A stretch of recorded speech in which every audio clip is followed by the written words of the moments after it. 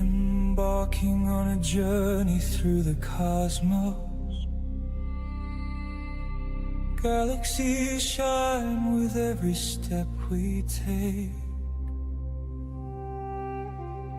Voyagers of time and space, we wander.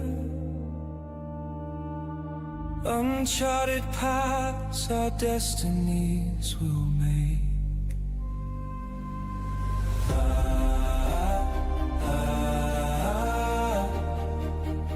Drifting through timelines.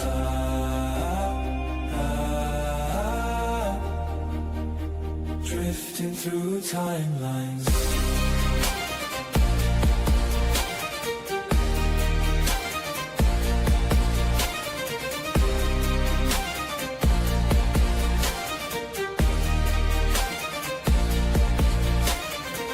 Stars unfold their stories in the twilight. Travelers intertwine in cosmic streams. With every pulse, new horizons waiting. Futures born from yesterday's lost dreams.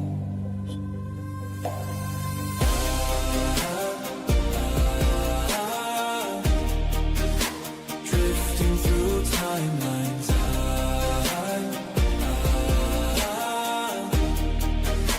Drifting through timelines. Navigate the solid mysteries. Wormholes flicker, calling us to fly. Every leap a note in endless symphonies. Together we glide through universal seas of stars.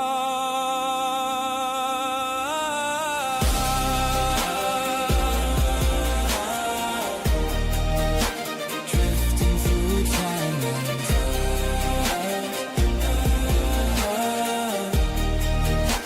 Drifting through timelines.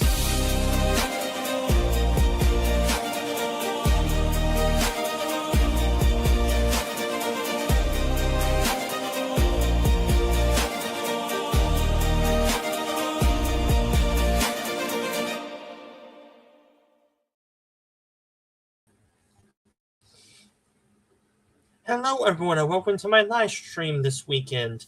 And today this is my third episode of my sci-fi discussions of sci-fi TV shows, movies, or pop culture discussions, and possibly a watch party.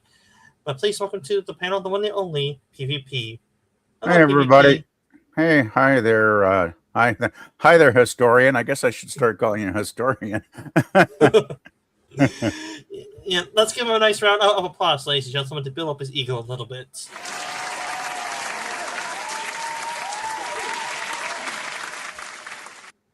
Thanks, Yeah, Dan. you feel the ego building up for you, PvP? Yeah. Sure. Yeah. Oh, hey, can you put a link to your YouTube site, because I couldn't find it.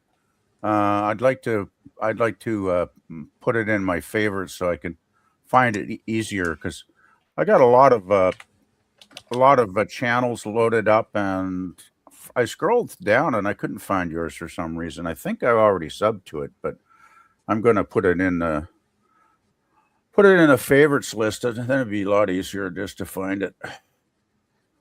Yeah, I did search my channel a few times.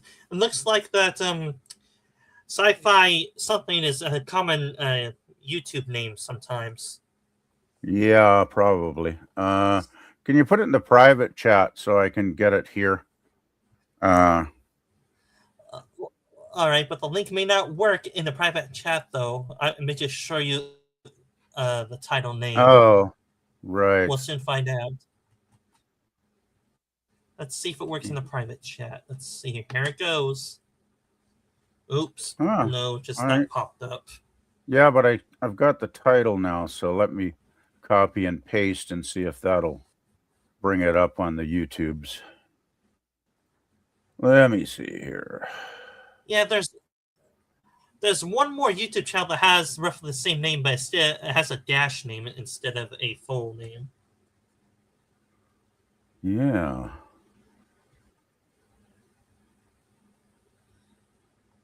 You gotta scroll down a few videos and a few lists before my image pops up, apparently, on my channel. Yeah, I'm not seeing it. Weird. You could probably put the link in Facebook. Probably the link would work in Facebook, I think. Let's see if it works in the private chat. In the public chat for you. Yeah, but I can't. Oh, here, I got it. Boy, you're like over halfway down the page. I finally got it, though.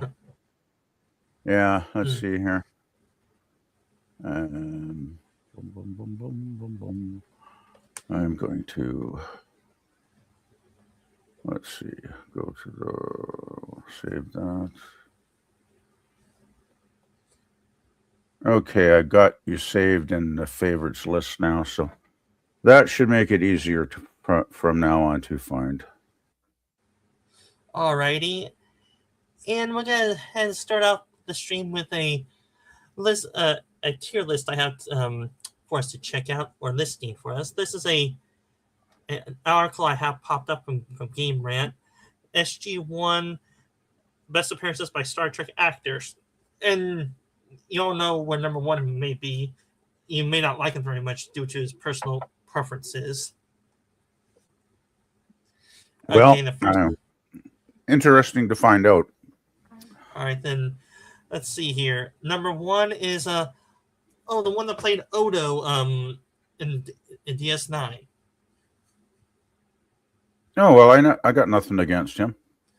No, if you the number one place, you probably know who it is. You may have issues with. Oh, could be, but yeah, I can never pronounce his French name though. See, I can't even pronounce it. Really, PvP, and yet French is a second language up there for you, ain't it? Though not out west. I'd say maybe 3% of the population in BC is French speaking, and they're probably mostly down in Vancouver. Yeah, we're pretty much English speaking out west. Now, right. Once you get back east, once you get back, probably even to Manitoba and Ontario, and of course Quebec. I mean, they're mostly French in Quebec. So, you got to pretty much get into the eastern half of the country, though, where you're going to hear French commonly, because BC, Alberta, even Saskatchewan, probably not a whole lot of French speakers. Do you guys have bilingual signs by default or not out there? Not here. A stop sign is stop sign. All right. Then up next we have Chief O'Brien from DS9 as well here. He played a villain. Oh, I like Colm Meaney. Good actor. Always enjoyed him in any Trek or sci-fi he was in. A good actor. Don't remember that particular episode though. Atlantis, eh? I probably saw it. I just don't remember it. He played the first Jedi leader. Oh, okay.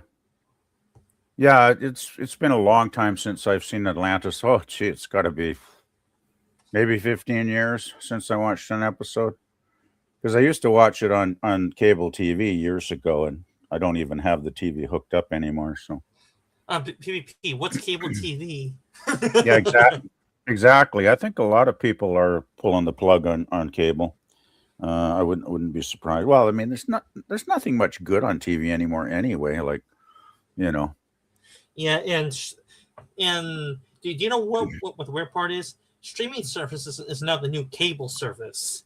Yeah, but I've heard even streaming is starting to wear out its welcome, because a lot of people are getting tired of having to subscribe to 2 or 3 services, and then they keep jacking up the monthly rate as well on those, right? So I think some people are even pulling the plug on the streaming and just going to like online here, like on YouTube and You can find a lot of shows on the internet. It's not that hard to do, really, if you know where to look. Yes, and you could watch it by the high seas option too. Well, yeah, and even like Tubi TV, for instance, they've got the entire 1960s, early 70s Dark Shadows series on there, and there's like over 1,000 episodes of that. So, Tubi's got quite a bit. It all depends. I mean, some stuff they don't have, but some shows they definitely do have them. So, and they throw in a few ads, but their ads are usually very short, so it's not bad at all, actually. All right, then further down on the list, everyone's favorite engineer from Enterprise, Connor Tenner, or how do you say his name? Trenier. I think it's Trenier. Now he was playing a what? A villain named Michael. He's alien, of course. He started out as a wraith, but then they go into the show. His DNA sequence settled somewhere between wraith and human. He's a hybrid by default now. I think I did see that episode actually. Yeah, that's Atlantis as well. Okay, yeah. I definitely saw that. He was actually pretty good in that episode. Yeah. Then up next, let's see here. We have John. I'm not even gonna try to pronounce his last name. Delancey. Yeah, because it's an odd name for me to see. That's why. Yeah, I think it's John Delancey. See, that name I can pronounce easily. Because it's not like Andrew, but not Waj, or whatever. I mean, I can never get that name. Yeah, and he played a villain. I think if this article goes into it, they could say which character he played. Oh yeah, he played an ambitious, self-serving Colonel Simmons, and both had similar functions. That's SG-1. It says. Mm-hmm. Didn't he show up in an episode or two of Atlantis as well at some point? Because I remember this character. Unless he played another character in Atlantis, I don't recall. Yeah, but I do remember. I think he was playing like a evil, ambitious politician back on Earth, if I remember correctly. So I don't know if it was the same character, but if it wasn't, it was very similar. All right. Is he known for playing villains, or does he play both heroes just as well? Because the main role I know this actor from is from playing villains mainly. Well, he does play Q on Next Generation, of course. Yeah, well, Q at best is a semi-neutral character. His alignment is pretty murky at times. Well, I think the Q's alignment is for Q. I think basically he just has this huge ego, and he likes to feed his ego at the expense of the Enterprise crew, right? In a lot of episodes. Because, he kind of looks at humans like we're some kind of subspecies. Yeah, we're just like, we don't even really count all that much, like, compared to the Q continuum, which, of course, they think they're pretty good, right? So, yeah. Yeah, when you're basically ancient, that's still, I would say, primordial species, universal species. If you know what that means, they were one of the very first species in the universe, and even in some Voyager episodes, they were there before the Big Bang happened. Well, they're basically they're the old Star Trek trope of the godlike alien, right? Because even the original series has the godlike aliens, show up every once in a while. So, all right, then up next we have, let's see here. The new Dax actress right here. I'm not Nicole D. Burr. Is that how you say your name? I think it's DeBoer. She appeared in one episode of Atlantis, basically the all-girl SG team from Atlantis. Yeah, I thought she was really cute. She was a real cutie. How about all these ladies? I would take the center, please. I think Nicole's just a babe. I really do. I think she's smoking hot. All right, then up next, let's see here. We have the Paul from Star Trek Enterprise right here. She appeared, I think, in 3 or 4 episodes of SG-1. She was Teal'c's main love interest. Interesting. Yeah, I definitely never saw any of those episodes. Interesting though. That must have been fairly early when she appeared in that because that was before she did Trek, right? Well, either that or it was during the same time she played Trek. Hmm. SG-1 went on for 10 years at least. Yeah, I guess it could have overlapped. I guess. Yeah. Yes, I think her character started to appear around season 6 of SG-1, which, if you will go by the years seasons usually go, the SG-1 started in '97. Add 6 years to that, she would this time would around 2002 at least when she appeared in the show, which Enterprise was running by then. Well, yeah. Well, she was on Voyager though, right? She came in Voyager like halfway through the show, didn't she? You may be. I think you may be talking about another character, 7 of 9. Well, yeah. Is that's not the same actress? Okay, maybe I'm getting my actresses mixed up now. Well, the Paul actress is pretty hot too. Yeah. Anyway, I don't All right. remember this episode, so I don't have much to say about Then it. up next, well, a few of these are SG-1 episodes, like this one. SG-1 episode season 6, episode 8, entitled "The Other Guys." Maybe that actor looks familiar to you if you remember Enterprise. He looks familiar for sure. Definitely looks familiar. Dr. Phlox, I think, in Enterprise. Yeah, I've definitely seen him in something before. Yeah, I recognize the actor. All right, then up next we have, let's see here.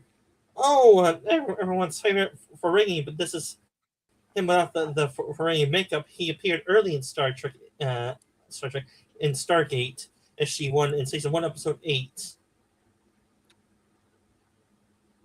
Yeah, okay. Didn't see that one. What Trek was he in now? I'm trying to. He was Quark, was he not in Deep Space Nine? Yes. Yeah. Okay. Yes. Yeah, I liked. He was a good actor. Actually, I really liked. One of the reasons I like Deep Space Nine so much is that finally we got an actor that made the Ferengis into like a real characters, right? Because they're just caricatures for most of the Next Generation. They were almost comical in the early Next Gen episodes. I mean, some of those episodes are pretty silly. But yeah, I mean, he really fleshed out the whole Ferengi philosophy of existence with his bar on the station. I liked his character a lot. He was really good as Quark. Yeah. Prophet above all else, he says in theory, but in reality, he's more of a. Well, I know one of my community members wouldn't hate me saying this. He is somewhat more of a moderate compromiser. He will compromise to just solve the problem real damn fast, and we see that in DS9.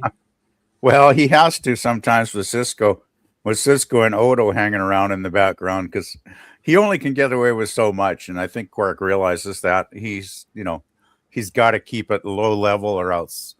I mean, anytime he gets too out of line, he always gets busted, right?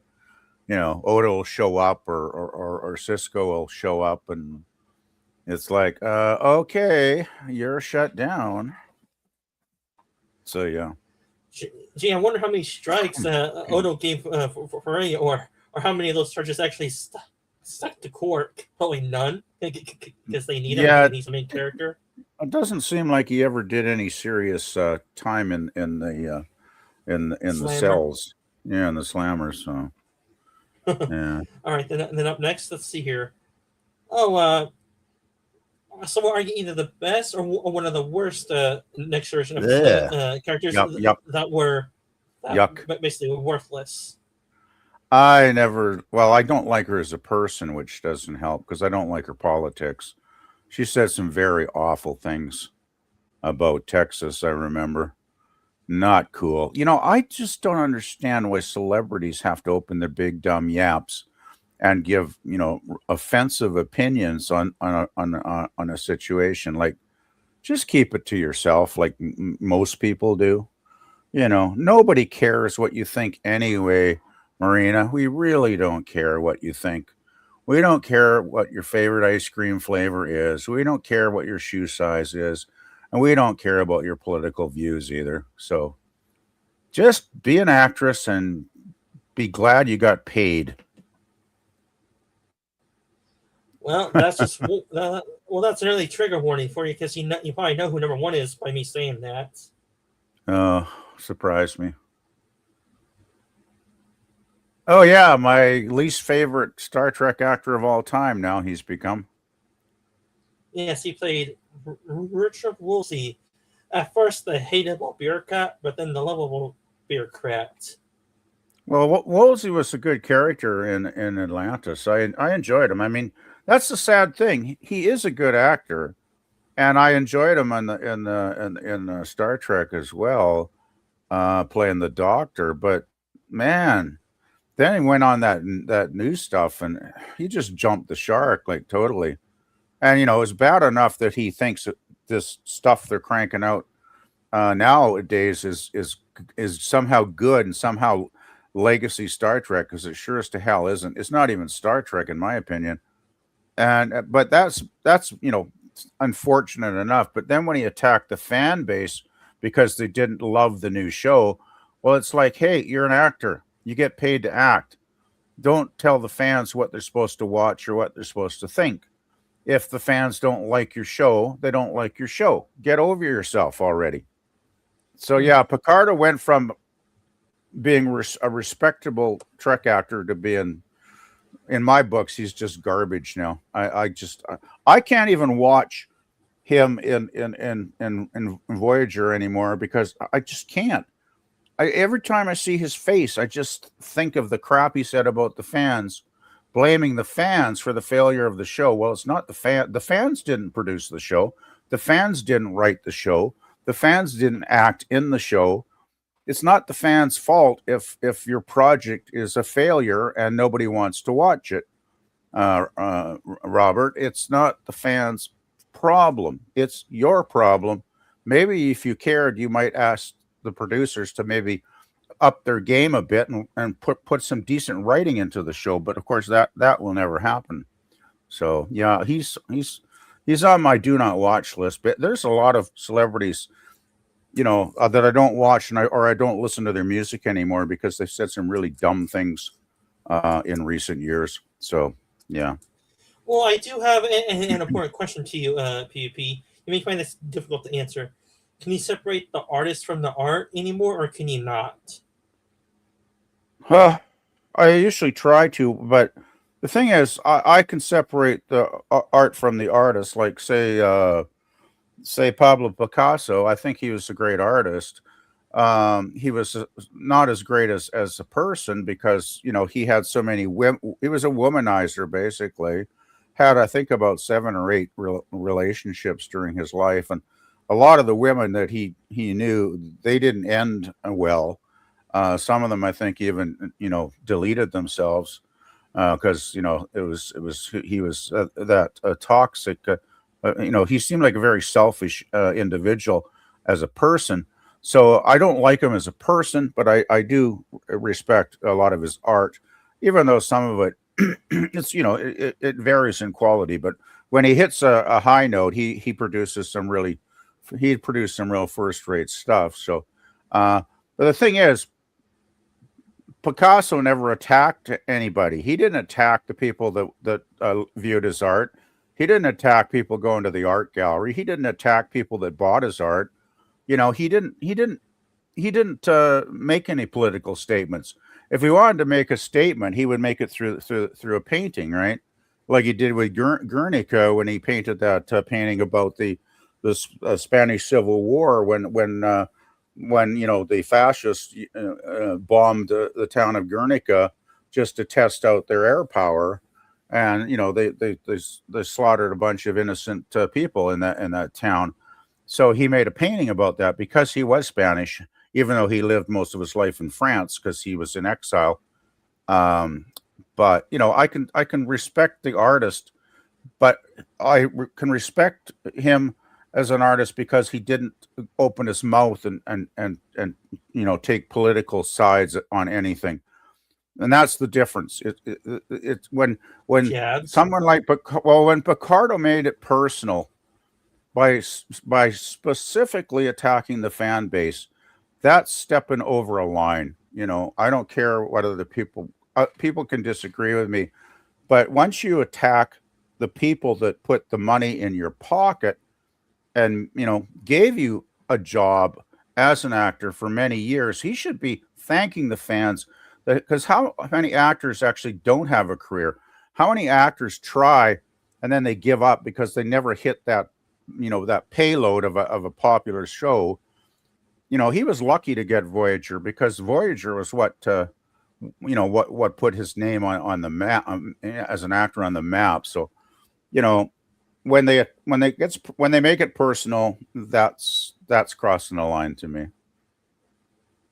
And I do have another semi question. We probably don't know the answer to this, but do you think the older actors or actors in general do whatever they do, tweet on Twitter but themselves? Or do you think their agent does that for them to say their own political opinions?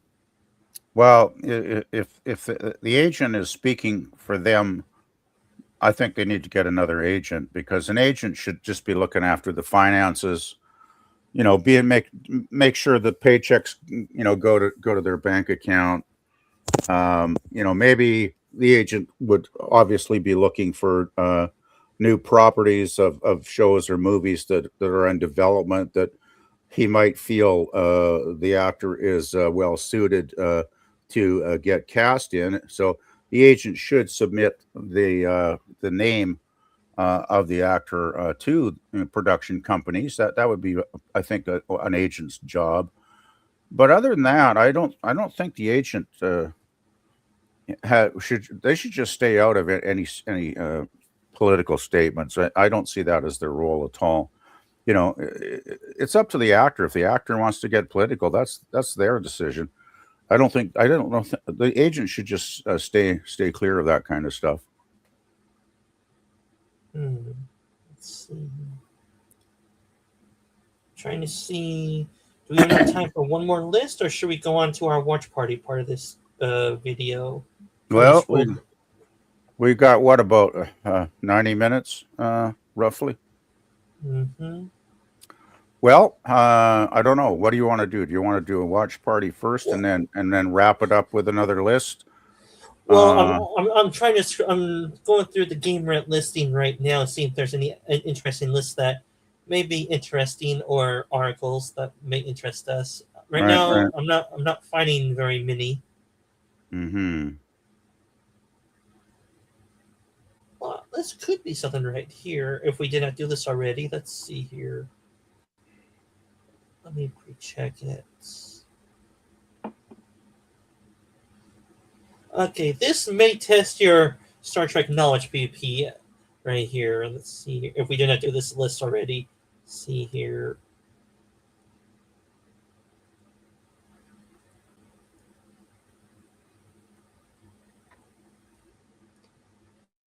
Best long story arcs in Star Trek. Okay. See here. In 10th place, we have Nova 1, Star Trek Lower Decks. I haven't seen that. I guess you haven't either, so this listing means nothing to us. Nothing to me. All right. And up next, the Vulcan Society, Star Trek Enterprise, Room to Grow. Basically, the 3-part episode series that Germ did a few weeks ago or months ago. Okay. Yeah, I have not seen that. I've only seen about half of Enterprise, so I kind of got out of the habit after season 2 ended. So yeah.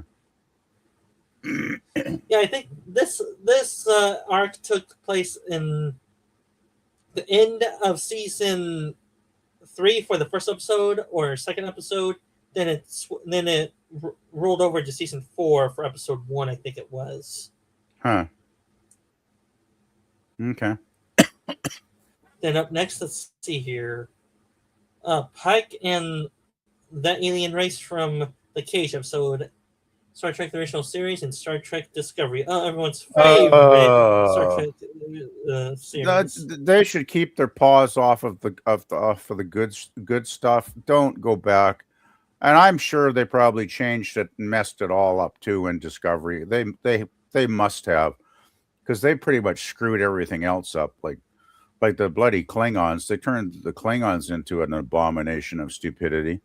No, anything connected to the fake Trek, as I call it, that isn't really Star Trek, as I, in my opinion.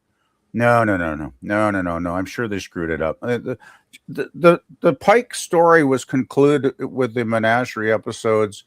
That's where it was finished. That's where it should have been left. When they have to steal from the past because they're not smart enough to create something new, sorry, unless it's a real good tribute, and very few of those remakes actually work. No interest in this. Well, either that or their new ideas are basically so weak that they can't make any new stuff with it, or if they do, it's basically worthless. Well, the thing is, too, the original pilot episode with the Telosians never aired on the NBC network at all. It wasn't seen until I think it showed up on the Sci-Fi channel in 1981. I think it finally got shown. So calling it a long a long arc is ridiculous, because there is no long arc. There were 2 episodes, Menagerie 1 and 2, and that was it. There were 2 episodes that aired on NBC, and that was it. We're not talking about a long arc here. We're talking about 2 episodes a week apart.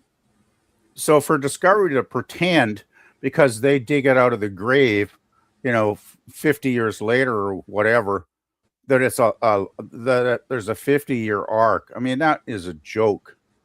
They must be on something real good to make statements that stupid. I have no respect for those people that are making the so-called Star Trek these days. They don't know what the hell they're doing.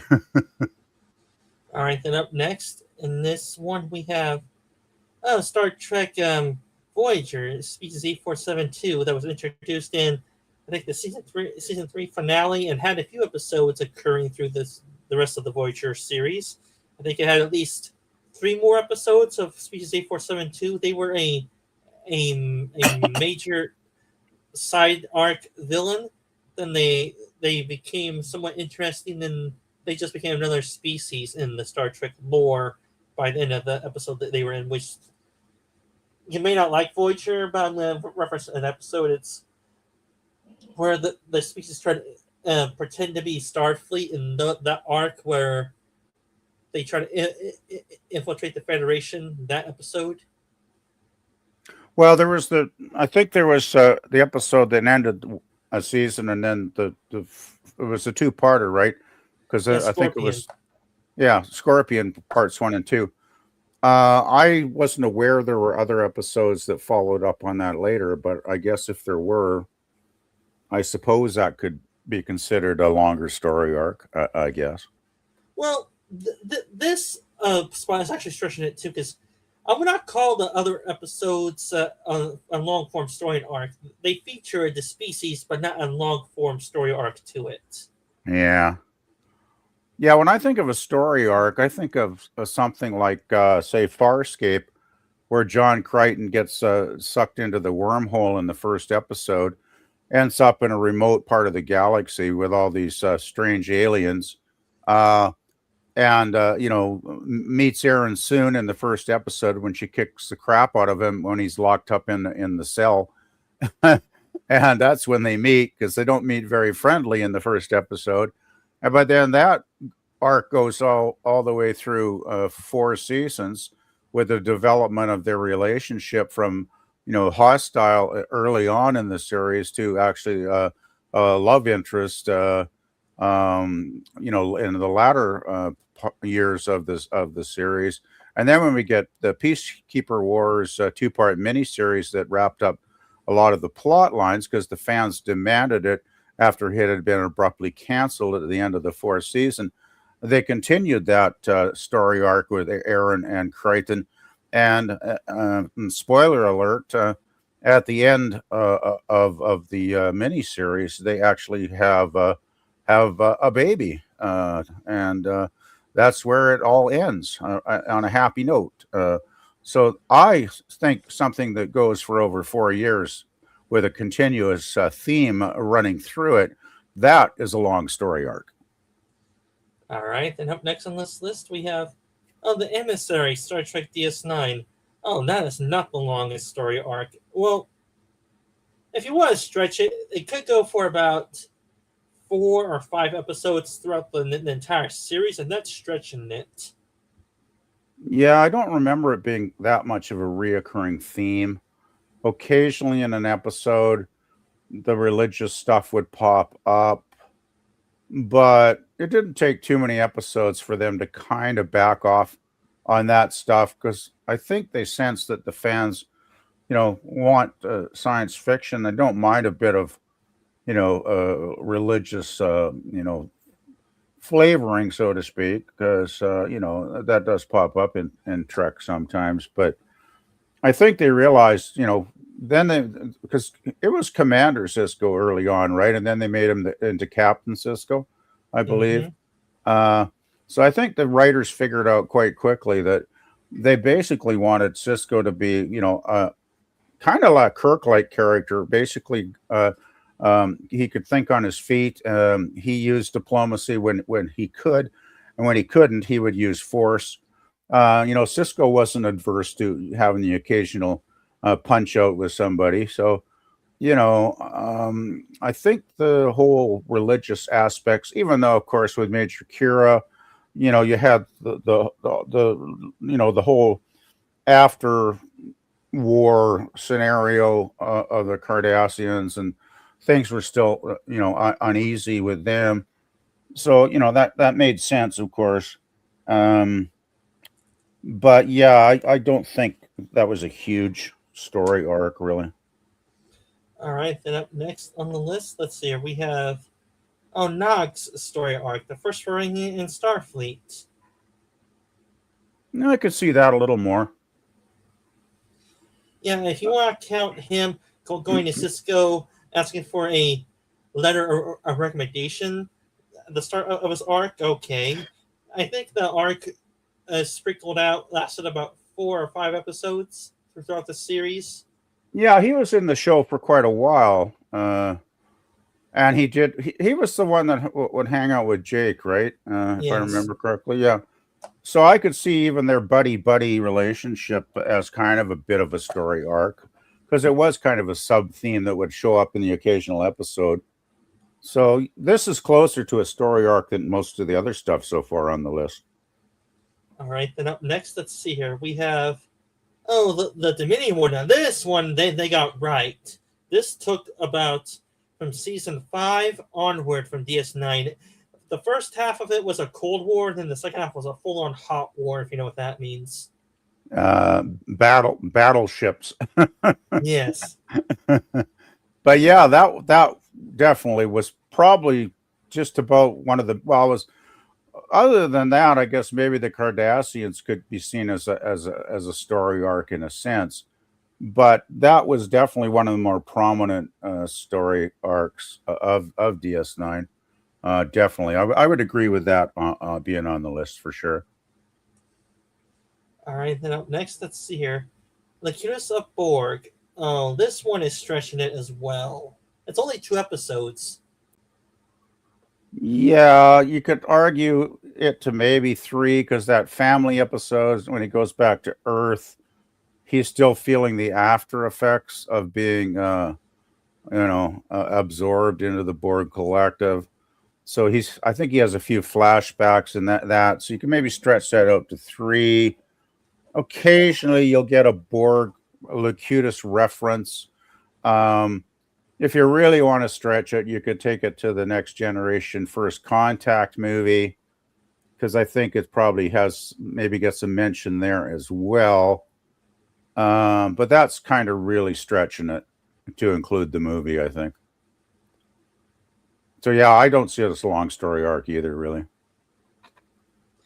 And we have a new visitor, the root vegetable. I'm not sure which dude he's referring to, either me or you, PvP, the way we sound. Well, he's rude.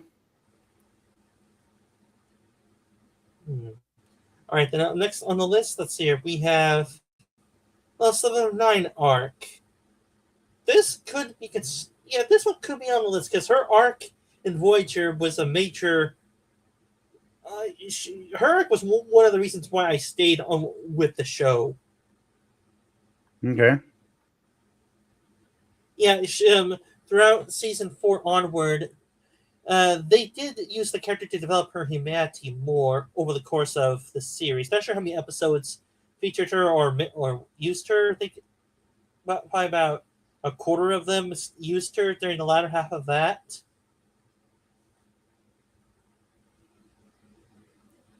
And of course and of course the obvious one, she's drop dead gorgeous too. Yeah, I mean, she definitely had a story arc, so yeah, I agree with that totally. All right, then up next, let's see here. We have Q and Picard. Oh, some more Next Generation at Picard. Oh boy. There is a crazy fan theory saying that Q and Picard have a love crush on each other. I may be just pulling that out of my ass, but I'm not be surprised if there is. Yeah, I don't know. That's iffy as a story arc. Because what's the actual story? Because there's when Q shows up, it's usually a different story than the previous episode he was in, right? Well, if this author wants to go by the appearances of the number of characters that recur throughout the shows, that does make somewhat sense as to why they're doing a list like this. If they want to try to do overarching arcs of stories, they did terribly with this list. But if they want to do recurring characters that have semi-arcs with characters, yeah, I could see Q and Picard on this list, because Q is a recurring character that does give lessons to the Enterprise crew and Kirk and Picard himself. Yeah. Yeah, I don't know. I think this is a pretty weak list overall. All right, and that concludes this list. I'm gonna go ahead and close it out. All righty. Oh, by the way, if you want to take a look at the private chat, I made a request there. Oh,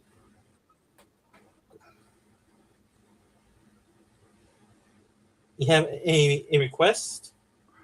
Yeah, it's in the private chat. Let's see here.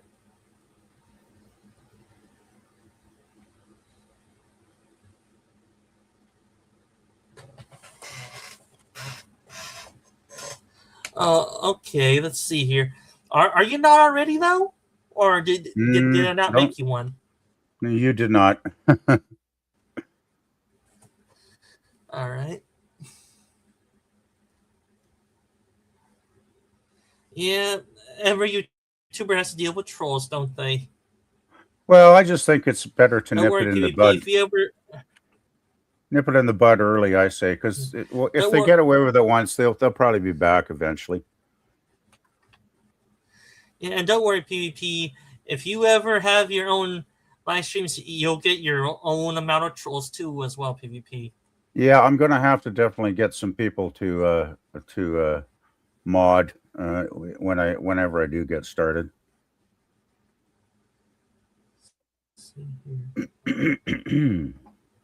See here. What's that? Is there? See here. Questions. Here. Does it not give me the option, or does it? Come on. Make a moderator. Is there an option there? Remove report. Go to channel activity. Huh. Not sure what's going on here. No, I may have to refresh the page to temporarily see if this works. Okay.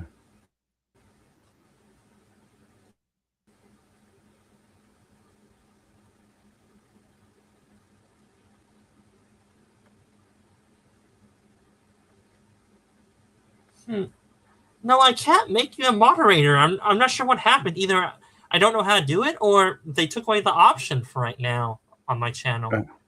That's weird. That's not good.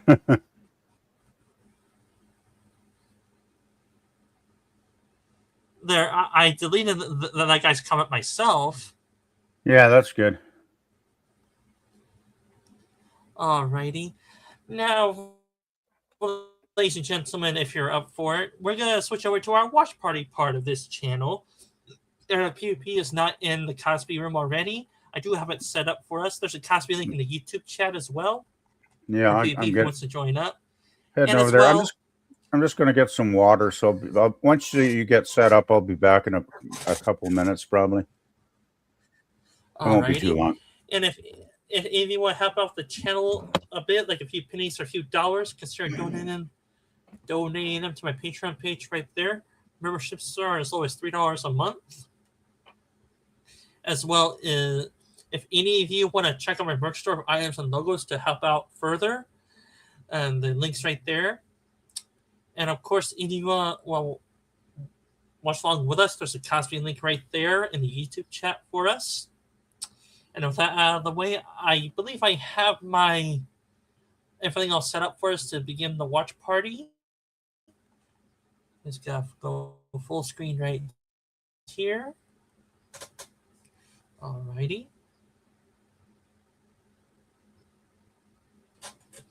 Let's see here. And for this watch party, we're going to be covering the TOS Star Trek, the original series episode, season 1. And according to the wiki entry, it's episode 19. I have to look up the title myself because it's yesterday something. I know that. Let's see here. Please stand by, ladies and gentlemen. Look up the title of this episode. Season 1. Episode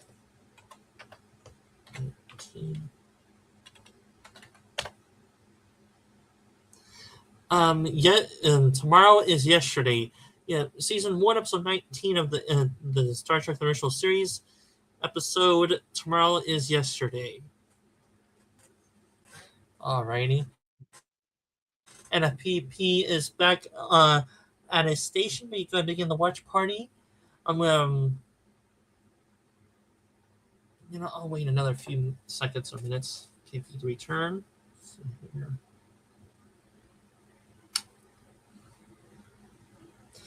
I have seen see here about half of the TOS episodes, or I've seen most of it when I was growing up, but I forgot most of them.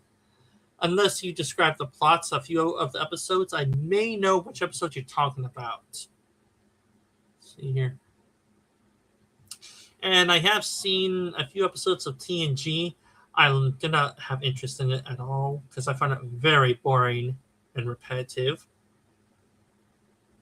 All right, then I have seen the latter half of DS9 during the Dominion War arc. That was a good show. Then I have seen, I'm going to say probably 3/4 to half of Star Trek Enterprise, that show. I have not seen any of the new Star Trek series from Discovery onwards. I have seen the relatively new movies, if you count the 2009 all the way to the 2016 movies. Those were meh out at best. All right, PP, are you all set up with your glass of water right next to your mic? Yeah, I'm back. So tell me when to push play. And Alrighty. And season 1, episode 19, entitled Tomorrow is Yesterday, beginning in 3, 2, 1.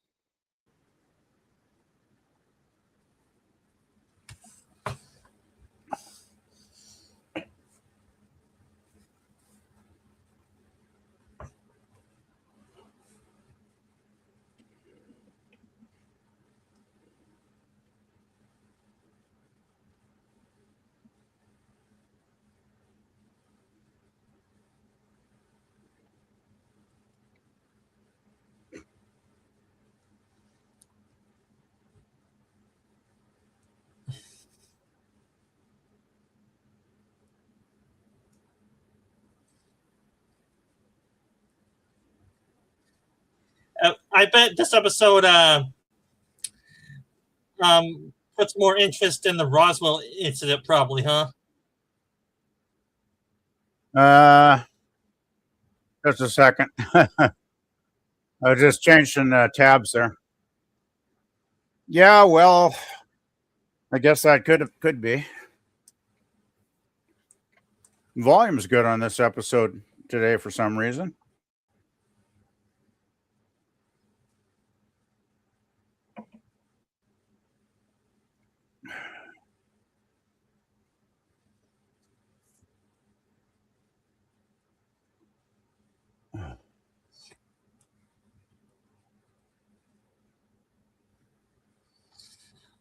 All right.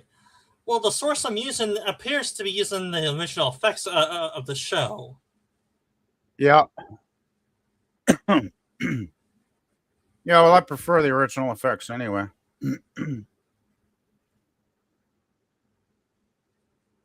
They have a certain charm to them, don't they?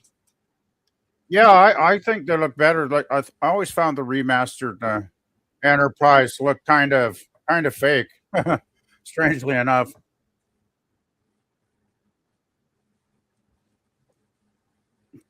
Because I mean, considering these are actual models, physical models they built for the show, that's pretty well done.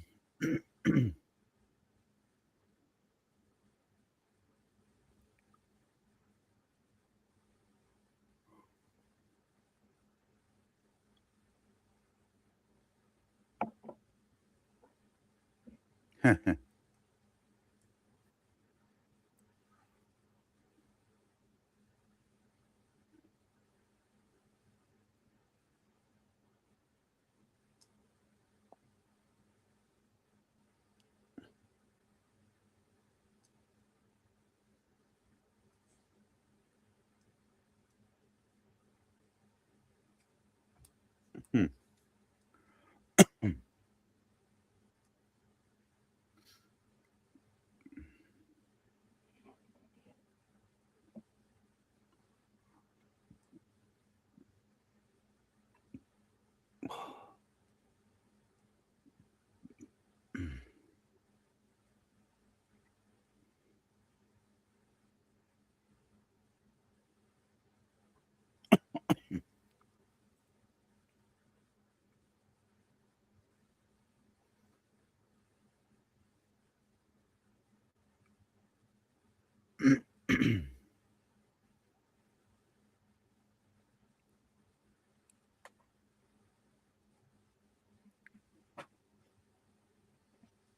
Yeah, but here's the real question: when?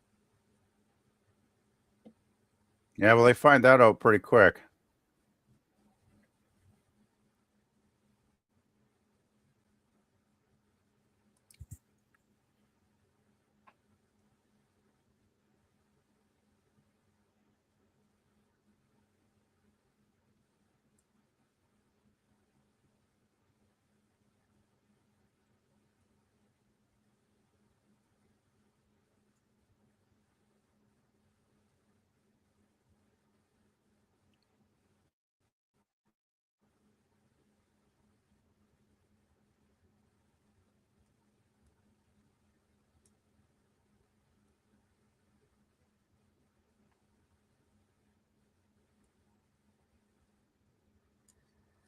I always got a kick out of that line.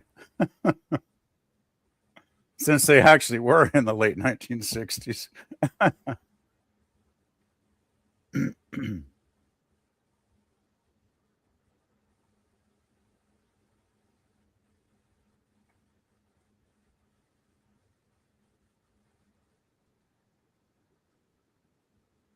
It's a jet fighter engine.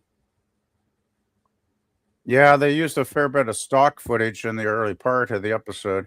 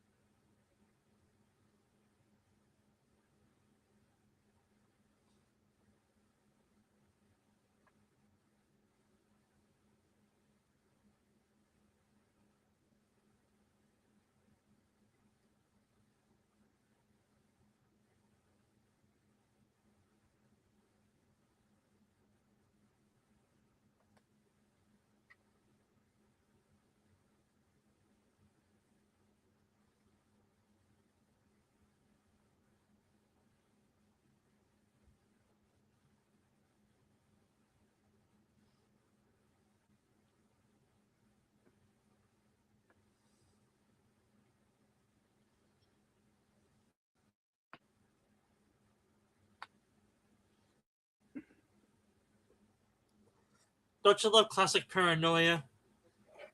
Oh yeah. Well, it was during the Cold War, don't forget. So he could be thinking it's a Russian ship of some sort. For all we know.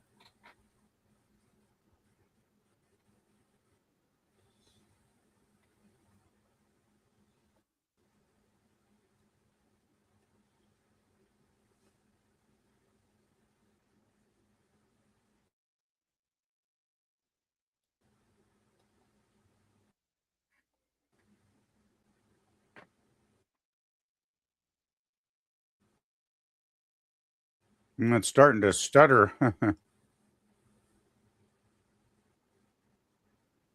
Hmm.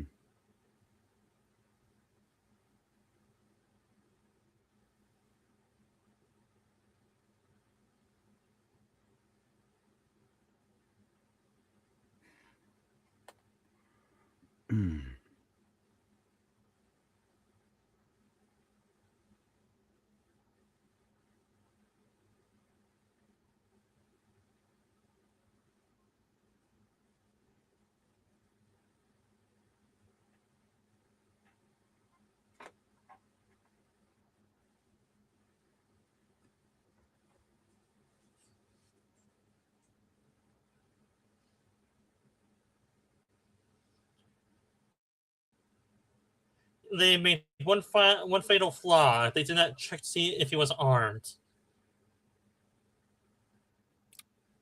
True, but I don't think pilots generally were carrying sidearms. Wouldn't be much place to put it in that suit anyway, really.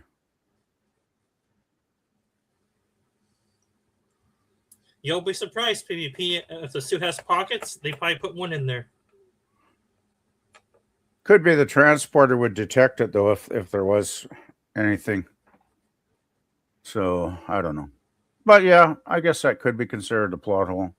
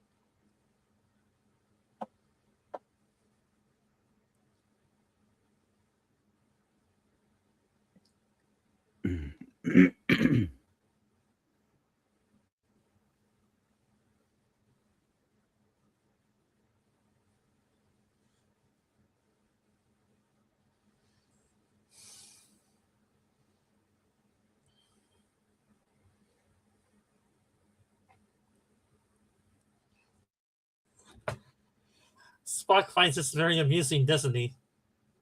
I think at a certain level, he is actually finding it amusing. Not that he'll ever admit that, of course.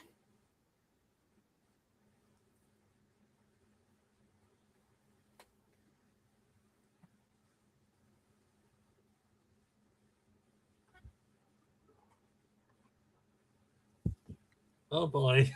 Oh, here we go. I remember this. Oh my god. You haven't seen this episode before? I've seen some of it. But not this part, I'm guessing.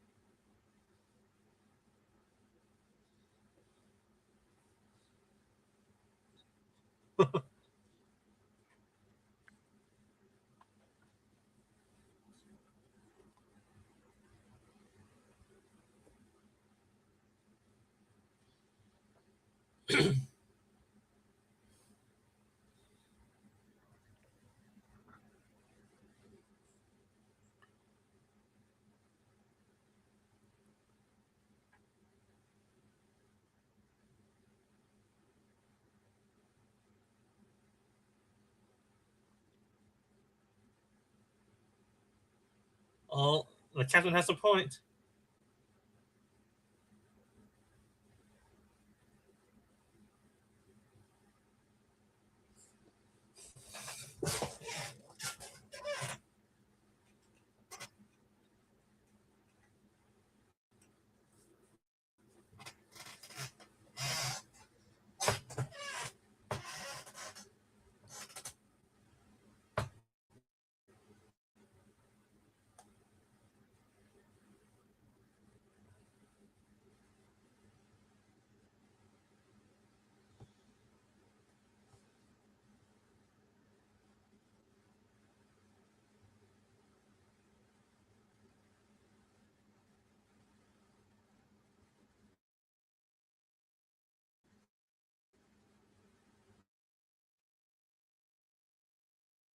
Uh-oh.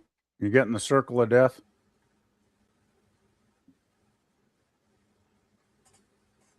It was playing not too bad until a second ago.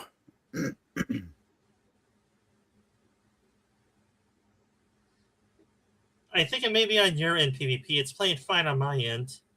Okay, let me try this. Let's see. How do I refresh? Actually, I'm just going to leave and I'm going to go back on the link again and see if that works. Try re-entering Cosme again. Yeah, that worked.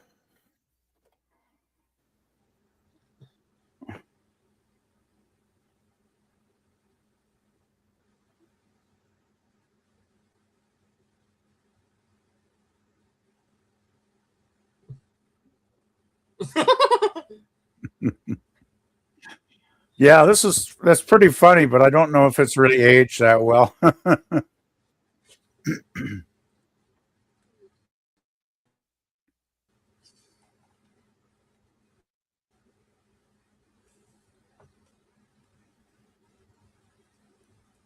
Mm.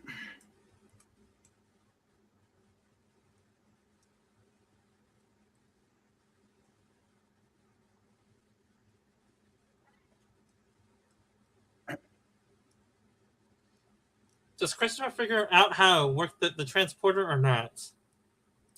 I don't believe so. I think he does. I don't think he gets a chance.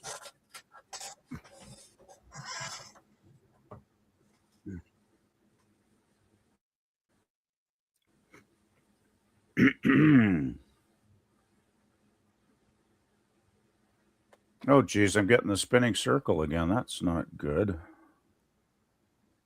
What the heck is going on here?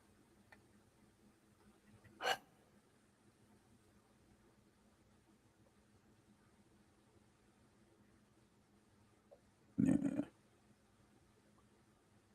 Damn.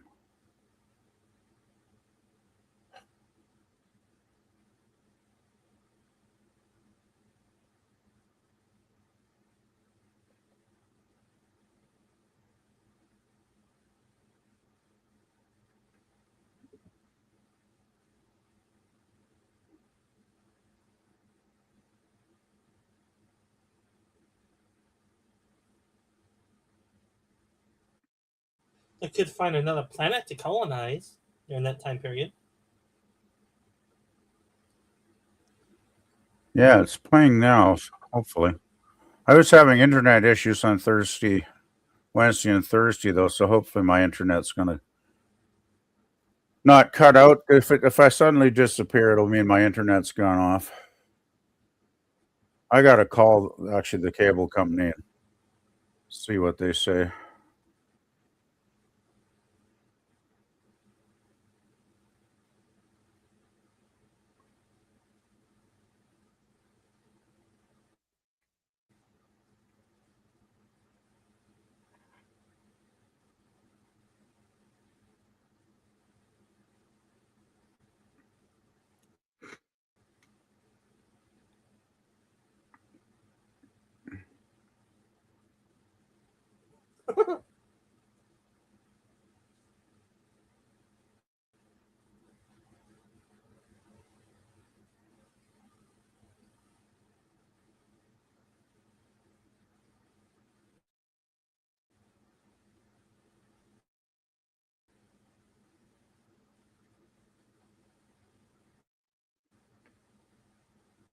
No, not again.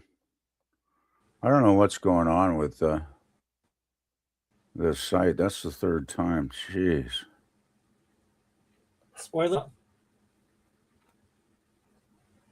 I don't know what's going on with it.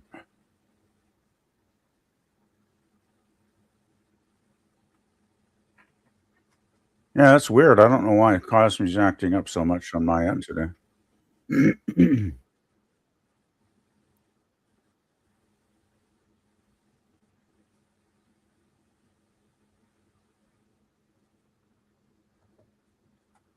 I'm gonna pause the video for a second to have you. Is it working for you roughly, or do you may have to use the 123 movie source to watch it separately from me? Then Yeah, if you've got I that paused it right now. source. Is it working for you? It's paused here. Yeah, I have it paused to talk to you a little and to help you out a little bit. Let's see if it continues to malfunction. You may have to use the source I'm using to watch the video. Yeah, if you want to post a link to the source, that would be helpful.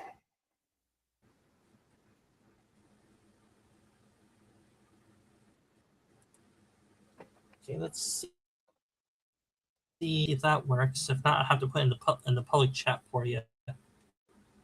Okay, I'll just have Oh, to great. Nope. switch over.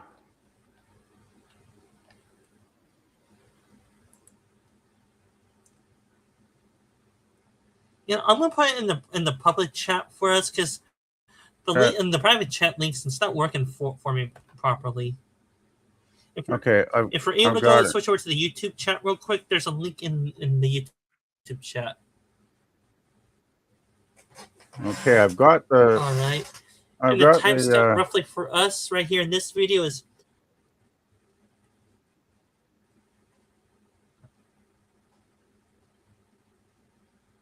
okay. The timestamp for where we are, where I have it paused for right now, is roughly 2030.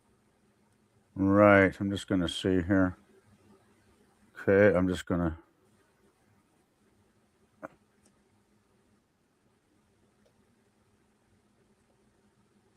Seems like my Cosby is always acting up like this, huh? We always end up watching it separately, huh? Okay. I got it at 2030. All right. You may be a few seconds behind me video wise, but we're roughly in the same place. Okay. All right. I'm going to press play on my end.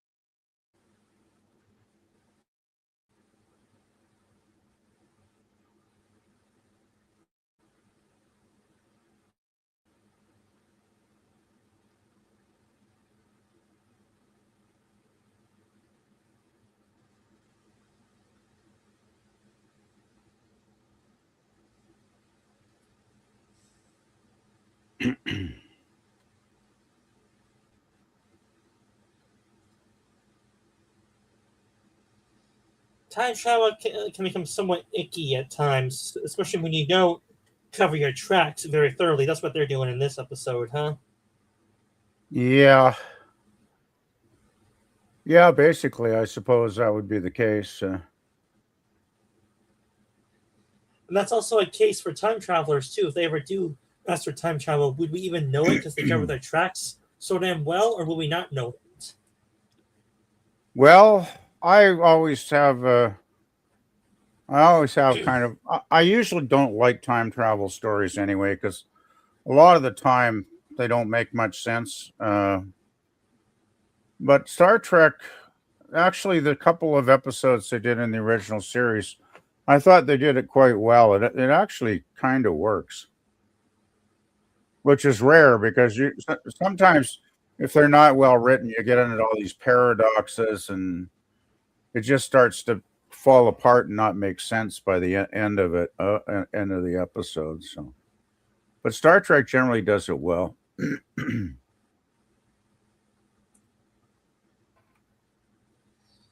Yeah, I'm gonna throw. You may hate me telling this, but unless the time traveler thing is part of our history and we just don't know it, I suppose that's possible. I better stop talking about time travel before we both get a headache.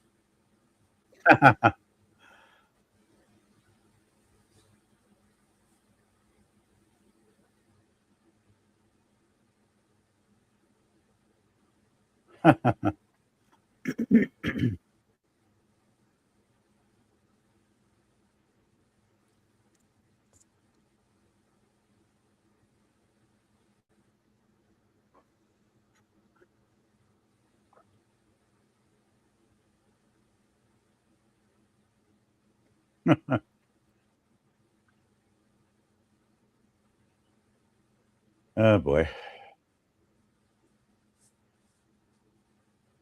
Here we go. I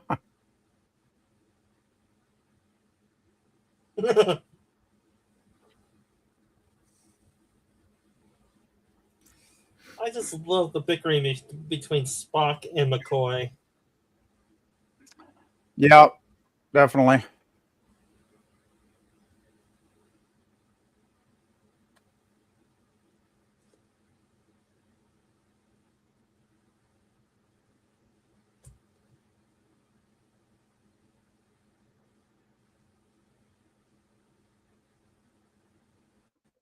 So, what's your time stamp at on where you're watching? I'm around 26:35 right now. I'm at 26:20 right now. I'm a bit ahead, but I guess since I don't have Cosme open anymore, there's no sound delay or anything, so close enough, I suppose.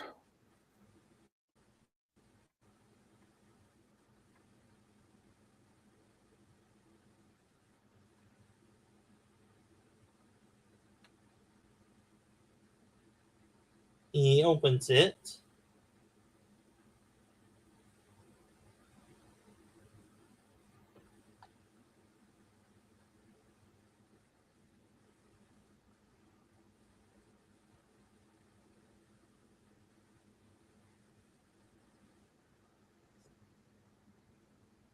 Another kink in the armor, huh? Yep.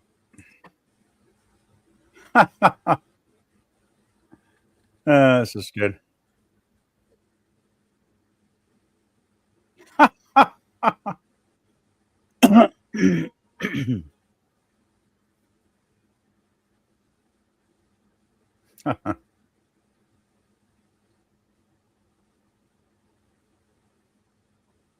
Welcome aboard.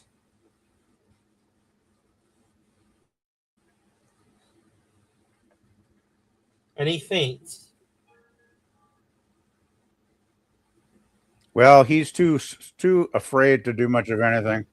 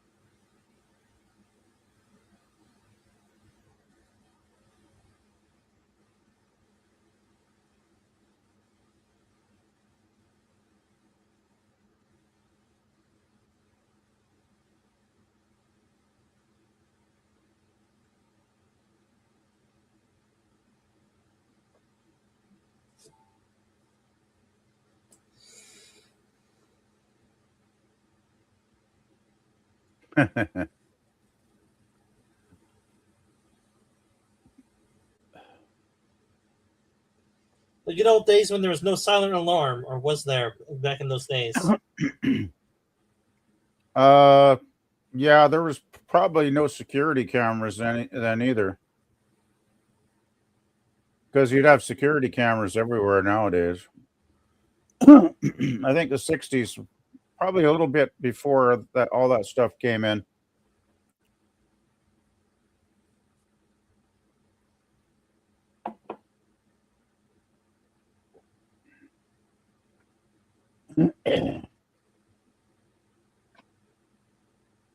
But I guess they do have sensors on the doors, apparently.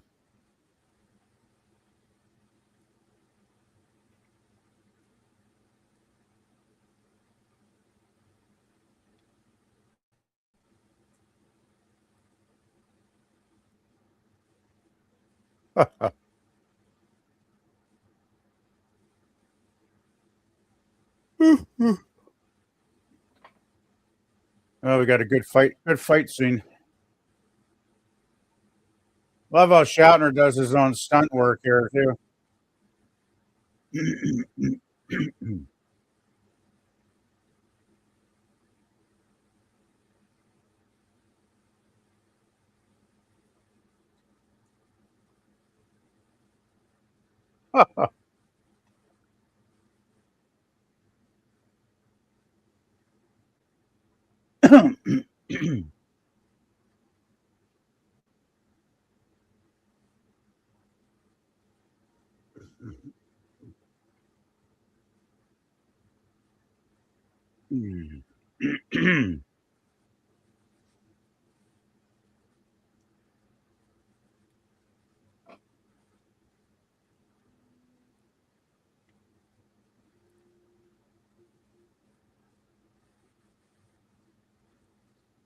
Well, Shatner sure was fit during these fight scenes, wasn't he, huh? Yeah, he was in great shape back in the day. Also, it's really well done, like the way they would choreograph the fight scenes. Like that was pretty elaborate, and everybody was just in the right position at the right time. Because if they didn't, if they weren't all in sync, somebody could have really got a good punch in the head. In reality.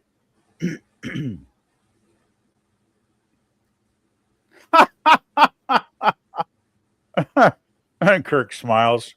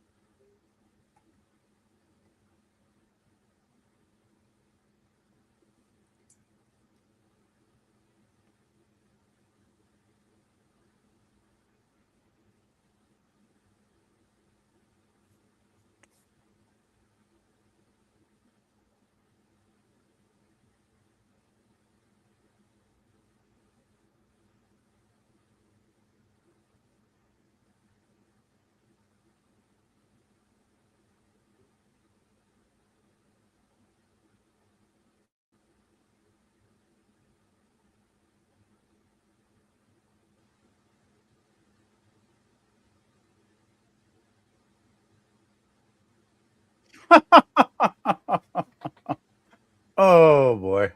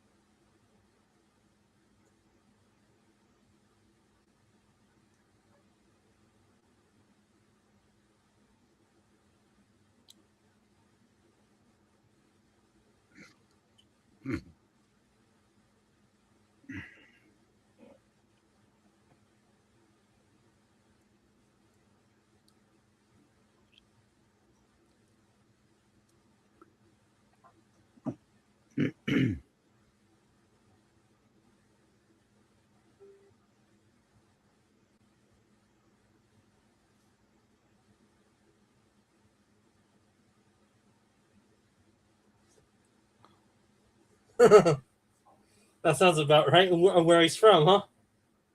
Yeah.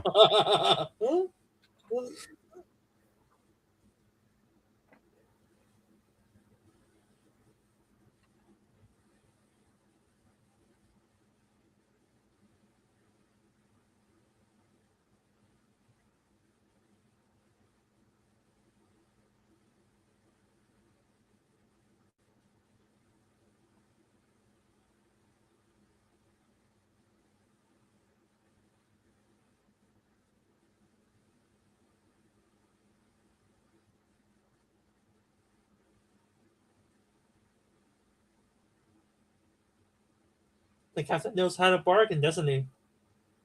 Well, Spock realizes that he'll find him a lot quicker if he takes him down there with him.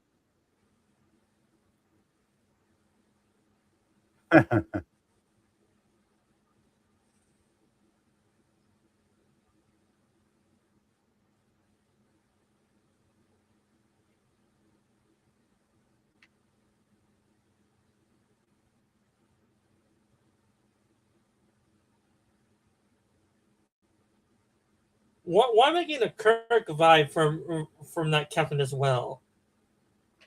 What's that? I'm getting a Kirk vibe from that captain as well. A little bit. A little bit.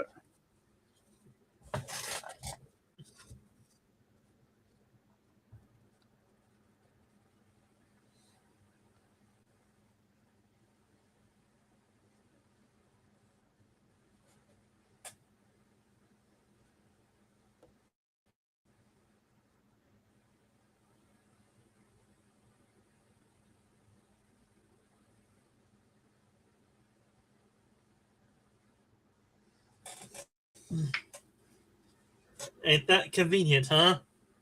Yep.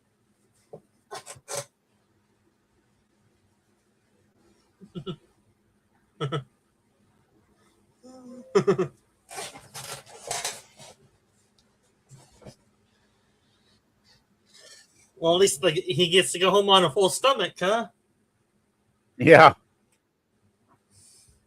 Yeah. Chicken soup. Yum yum.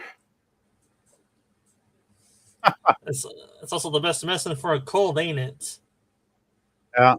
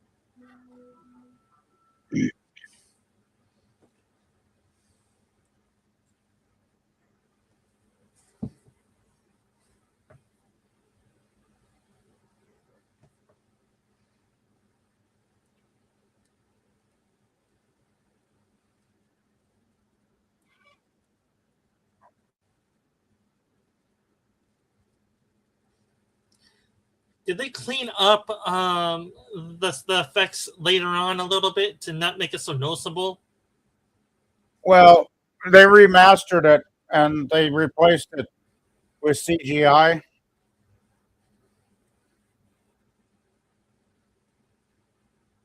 And I really generally don't like the CGI effects. I think they screwed it up because the Enterprise. I think the Enterprise looks cartoonish with the CGI. It doesn't look as real as these old effects do.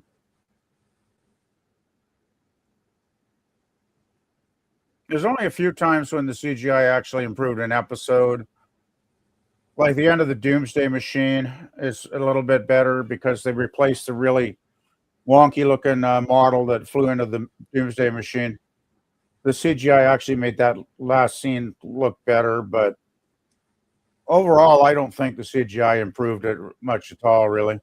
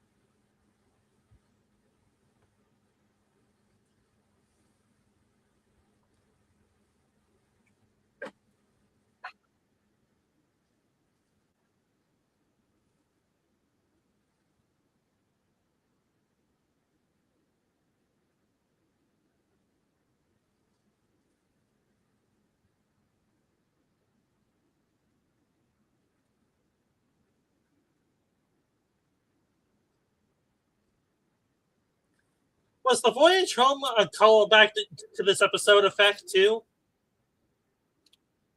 Voyage Home. Yeah. Don't remember a title. Voyage Home. Star Trek 4. Oh, the movie. Yeah. Obviously, there was some kind of time travel involved with that, I guess. But I can't remember. I haven't watched Voyage Home in a long time, so I can't remember how exactly they got back to Earth in that one.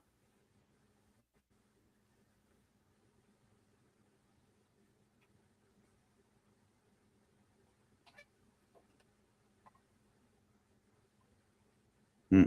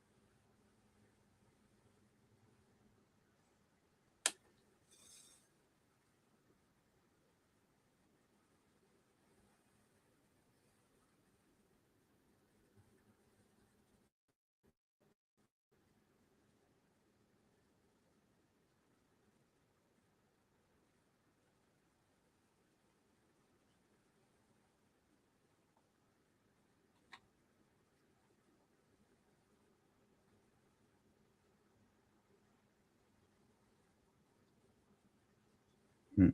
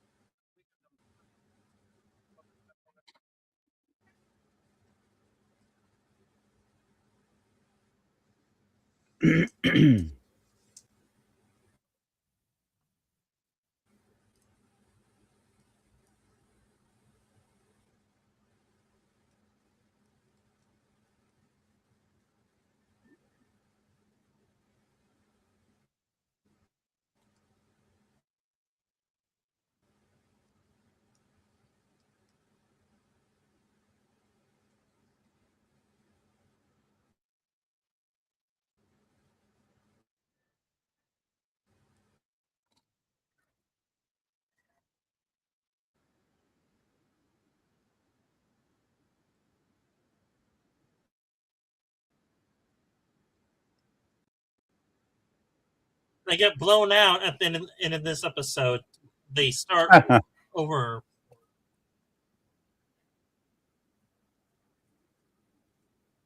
Oh, they're back.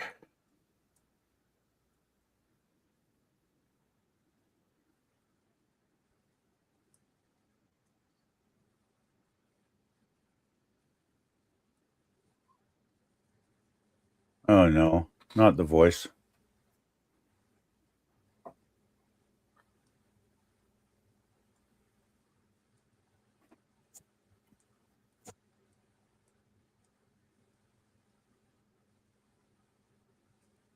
Eh.